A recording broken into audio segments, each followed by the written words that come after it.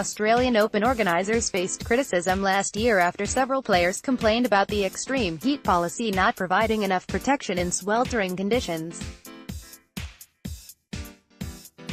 Gaël Monfils said that he felt like he was dying when he faced Novak Djokovic in 39C heat. Elise Cornet needed treatment after lying down on the court in her defeat by Alize Mertens, and Simona Halep spent 4 hours in a Melbourne hospital after the roof remained off Rod Laver Arena during the women's final. Djokovic accused the tennis industry of not caring enough about the health of players. How will the new system work? The contentious wet bulb globe temperature, which combines air temperature and humidity, has been replaced by a 5-to-1 heat stress scale which will monitor conditions for players and spectators. Previously, a WBGT reading of 32.5 with the temperature above 40°C would trigger a suspension in play. Cornet argued that threshold was too high after losing to Mertens. 4 factors will be taken into account under the new system: air temperature, radiant heat, humidity and wind speed, with a reading generated in real time. A score of 1 is regarded as temperate playing conditions, whereas players will have access to an extended break when it reaches 4.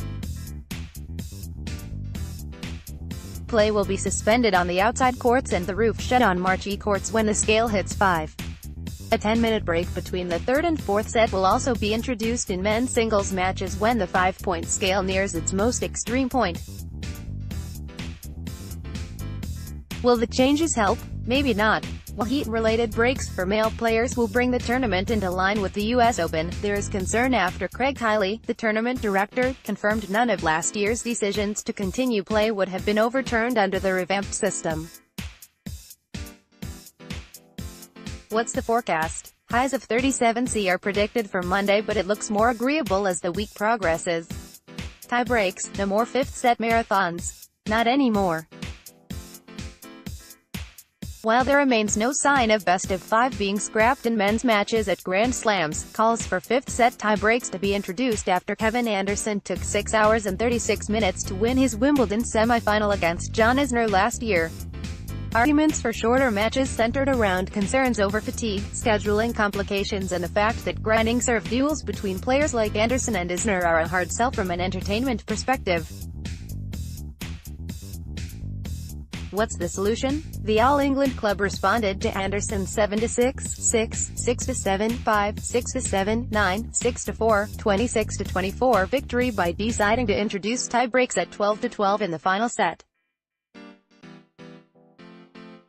However, Australian Open organisers have also moved to spare players from fatigue by introducing a tie-break at 6-6 and, for an extra slice of variation, will use the slightly expanded first to 10 points version seen in doubles matches.